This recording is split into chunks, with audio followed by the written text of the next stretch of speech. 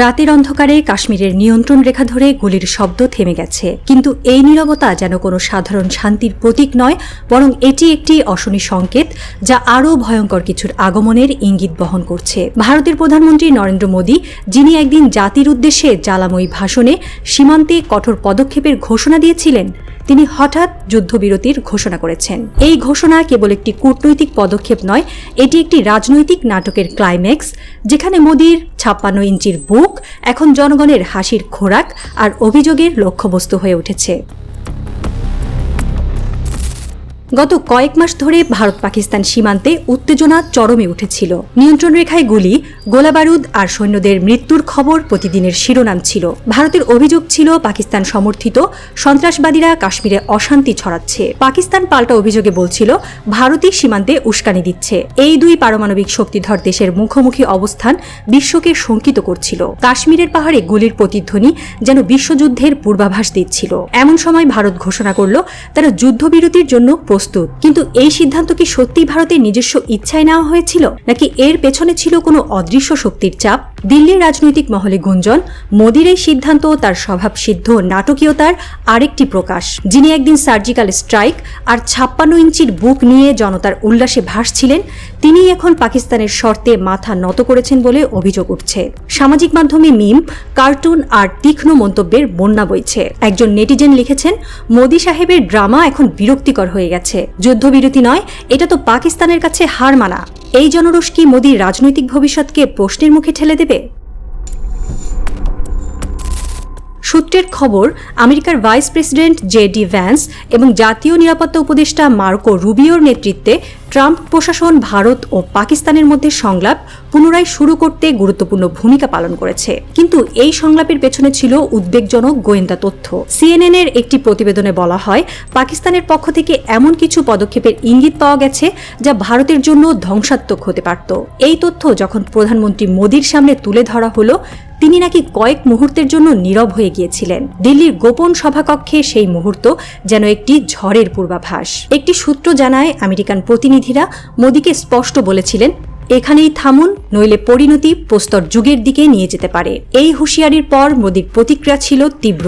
সূত্রের দাবি, তার ৫৬ ইঞ্চির বুক যেন ক্ষোভে ফুলে উঠেছিল। কিন্তু পরিস্থিতির গুরুত্ব বুঝে তিনি যুদ্ধবিরতির পথ বেছে নেন। তবে এই সিদ্ধান্ত কি সত্যিই কৌশলগত, নাকি আমেরিকার চাপে বাধ্য হয়ে নেওয়া?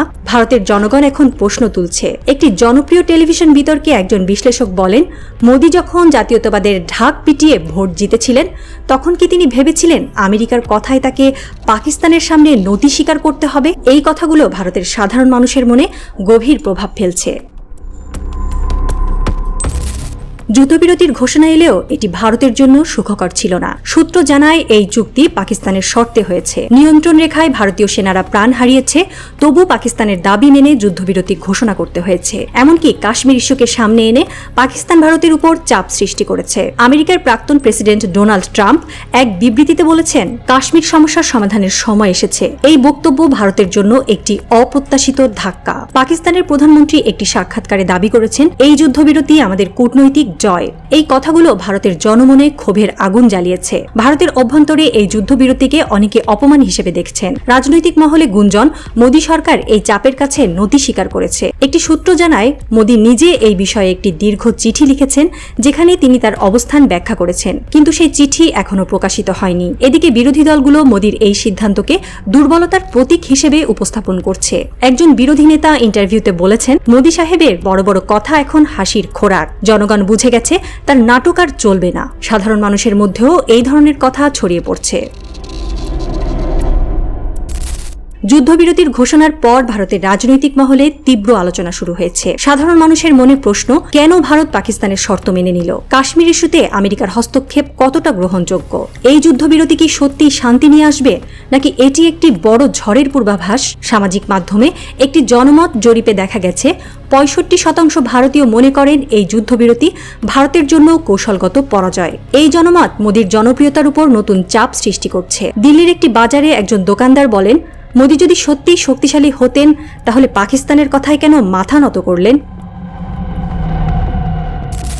নিয়ন্ত্রণ রেখায় নীরবতা ফিরেছে, কিন্তু এই নীরবতা যেন আরো বড় কোনো ষড়যন্ত্রের ইঙ্গিত দিচ্ছে। গোয়েন্দা তথ্যের সেই ধ্বংসাত্মক সম্ভাবনা কি ছিল যা মোদীকে তার সিদ্ধান্ত পুনর্বিবেচনা করতে বাধ্য করল? পাকিস্তানকে এই যুদ্ধবিরতির মাধ্যমে কাশ্মীরে নতুন কোনো খেলা শুরু করতে চলেছে? আর আমেরিকার এই মধ্যস্থতার পেছনে তাদের নিজস্ব স্বার্থ কতটা জড়িত? এই প্রশ্নগুলোর উত্তর এখনো অন্ধকারে, কিন্তু একটি জিনিস স্পষ্ট, এই যুদ্ধবিরতি শুধু একটি শান্তির চুক্তি নয়, এটি একটি রাজনৈতিক দাবার খেলা, যেটাতে জিতেছে পাকিস্তান। মোদী শুধু গোহারা হারেননি, ভারতকে ডুবিয়ে দিয়েছেন অনন্ত লজ্জার সাগরে।